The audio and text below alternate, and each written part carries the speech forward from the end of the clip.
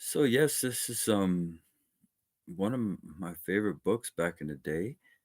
I don't know how I feel about it now, probably still a favorite. It's called A Spacious Path to Freedom, and it's a commentary on a Karma Chagmé text by Gacho Rinpoche, translated by Alan Wallace. So they're collaborating once again on this publication here.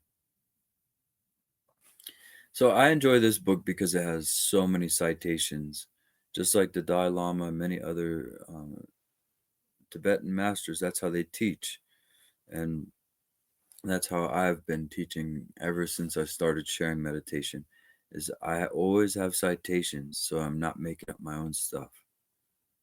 Right? So yeah, it may sound a little dogmatic, and we may have a lot of quotes in our head and whatnot, but at least we're keeping the guardrails in place, and we're not inventing our own religion, which may be nice for some people. For me, it's not my preference. You don't fix something that's not broken, in my opinion. This has been going for thousands of years. There's no need to touch it. Just leave it alone. Just repeat it like a parrot. Wake people up. You don't even need to change it. So, but it takes on the clothing of its time. So that's always nice. So a mind imbued with conceptual elaboration is a mind of samsara. A mind free of conceptual elaboration is liberated. The very nature of the mind itself is primordially, intrinsically free from conceptual elaboration. Consequently, when we abide in that state, we are abiding in the essential nature of the mind, that is nirvana. The central challenge, whether you are a scholar or a practitioner, is to sever the root of the mind. People go awry in their practice because they fail to recognize this point and pursue it. Great scholars or practitioners who fail to sever the root miss this central point. For example, Devadatta, the nephew of the Buddha, acquired knowledge and engaged in practice during the years he spent with the Buddha, but arrogance arose in the meantime. Externally, he became very competitive and aggressive towards the Buddha, thinking he was equal to the Buddha. Why did his practice and whole life go awry? Because he failed to sever the root of his mind. He grasped onto the mind as if it existed. Our untrained minds are no different from an elephant in rut, which causes much damage. The wild elephant must be trained and subdued. So, too, our mind must be subdued in order to sever the root. All right, so that was the explanation of the previous stanza. So, if we could just go back up to that stanza before we get to the great Saraha. Yeah, so right there. When the mind is active, there's the cycle of existence. And when it is devoid of activity, there's liberation. Without severing the root of the mind, the root of delusion is not cut. So, first, sever the root of the mind. And in this little commentary, at least so far, they didn't explicitly mention what the root of the mind is, the root of the conditioned mind. Any guesses? Yes, yes, yes. The conditioned self. No karmic pattern can exist without it. Every habit, every emotional cycle, any complicated depression, trauma, it cannot thrive without somebody holding it, without a doing. And the conditioned self is nothing but a doing. It's an invocation of grasping. That's all it is. You invoke grasping to sense appearances. And now, for those of you who are getting rubbed the wrong way, this is not a war on concepts or war on thoughts, Remember, everything's just like they say in psychotherapy. You can have thoughts, and then you can have complicated thoughts, right? Just like you can have sadness, and you can have complicated sadness. Uh, Try the flow out. I really encourage everyone to try that flow out and see if thoughts can, resolve things, and you can be creative, and you can have a conversation with somebody. You can figure out problems. Your intellect can work just fine from the vantage point of the basis of the mind, from space-like vantage point of your mind. Yes. But if we're in the thoughts, obviously we're contracting into conditioning. We're contracting our whole world stuck in these thoughts, oblivious to any revelation as well, which is spontaneous wisdom, right? Okay, so remember, Saraha is being quoted here, and like I said, this text is filled with rare passages that probably Gacho Rinpoche was able to translate and make sense of, um, whereas they may not have been translated before. So Saraha is a great exploration in itself, created this entire movement, the Sahaj movement, and they had this Sahaja enlightenment before Dzogchen even came around, and that was like Mahasandhi, words that were used to describe Dzogchen before the word Dzogchen. And of course, from the Indian yogis there in the north western region, so probably Bengal area, where all these yogis just sort of migrated into Tibet, trying to run away from the Muslim invasions, trying to run away from the Chinese invasions and their own kings persecuting the Nyingma schools. Oh my goodness. So yeah, they were just hiding out in the caves, and you do indeed see elaborate cave systems. That is a whole interesting topic. Saraha, the archer, as he's known, is one of the 84 Mahasiddhis. So, yeah, and we also have gone through one of his texts before. I know at least one. So let's see what the great Saraha Yogi says. My child, look, observe your own mind. The mind is not verified by observation. How amazing that this unestablished mind itself appears in manifold ways. Your own unborn mind is the Dharmakaya, and the Dharmakaya is without birth or destruction. How amazing that this embodiment of unborn great bliss is present within you. In the Dharmakaya mirror of your own mind, non-dual, primordial wisdom arises as luminosity.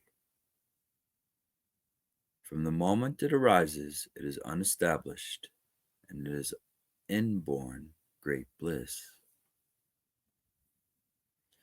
Yeah, and the great bliss was always a little bit of a mystery to me going through the path, and because I've heard descriptions of this bliss that it can be pretty extreme, compared to an orgasm, and except like your whole body. And I was like, oh, well, how do people even walk around like that?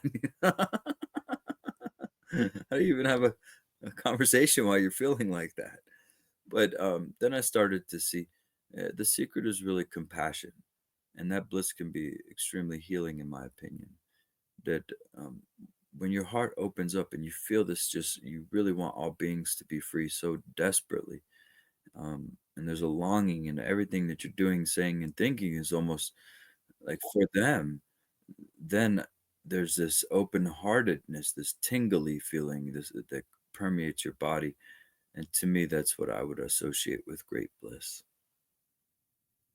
Yeah, nah, blissed out, right? So Talopa says, "Hey, this is self-knowing primordial wisdom. It is beyond articulation and is not an experienced object of the mind. It is nothing that can be demonstrated by me, Talopa. Know it by letting your own self awareness indicate itself. Ah, very good. We can stay there for a moment and maybe just marinate on that. Such a wonderful line. Remember, Talopa was Naguma and Naropa's teacher. So we're staying connected to all these great yogis here. But this is it right here. It's self knowing. So water being poured into water. And you can verify that through your logic and reason. Mm, Your thoughts are cognition, living intelligence. Your emotions are living intelligence. There's life and there's intelligence there. Your body, with its beating the heart and maintaining the organs and digesting food, pumping blood, is an intelligence. See where I'm going with this? Now they even are discovering that empty space has living intelligence in it, consciousness. So everything, there is no wall here, no walls. There are no walls. Everything is living intelligence. So let's say everything was water. If you recognize the nature of water, then you know the nature of everything. The nature of water is wetness. So if somebody comes up to me, we're all made out of water, recognize wetness, and I look up and I say, oh yes, wetness is within all of it. It's within my thoughts, within my emotion, within just like that. What we call awareness is the nature of living intelligence. So the nature of thoughts is awareness, cognizance, right? The nature of our emotions, the nature of the body, the nature of empty space, the nature of all appearances, the nature of sound. There will always be knowingness, a cognition there.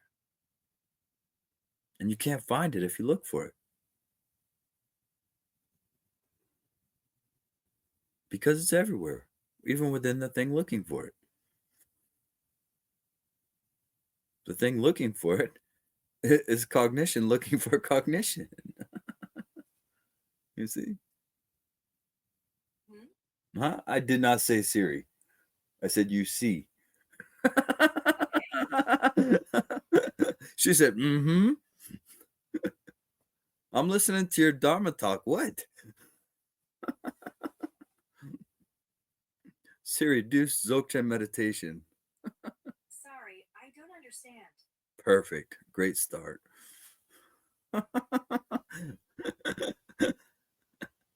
All right. So, yes, this is uh well, whatever I was saying. So, I'll continue here. Yes, self-knowing awareness. Yes, self-knowing. Okay. So that's why we're recognizing awareness, the nature of our mind.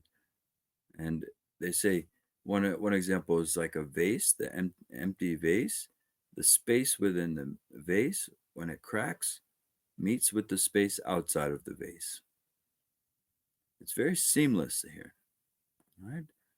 That's why all day this starts to come to the forefront more and more throughout your whole day.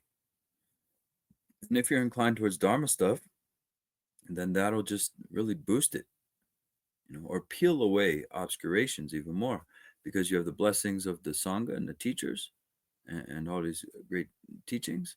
Then you also have the inquiries and the text explorations that satisfy your logical mind, your analytical mind. Then we have the silent meditations, and we also do mantra stuff that'll satisfy that more intuitive side. So, best of three worlds here. All right, very good. Self awareness, yes, can indicate itself. I think we can end it there. Well, let's read what the commentary on this is. Uh, it looks like I gave you my commentary, of course. Now make it some additional. It says, it is amazing that we look externally for happiness and for the nature of the mind when it is already present within us. Its nature is beyond description and cannot be pointed to, but it can be known by allowing self awareness to reveal itself. Okay, and then it looks like the next will be the Sutra of 33 Questions, and we'll pick it back up there. I love this. Just they're citing like primary sources, pow, pow, pow, right? little commentaries, but really lots of great sutras and tantras that we're going to hear in this text, and that's awesome. So thank you, dear Yeshi, for facilitating this, and the dear Sangha as well for facilitating. Your presence is always going to help other practitioners, myself included. So it's a really great bodhisattva indeed to meet in the name of the Dharma like this. All right, thank you.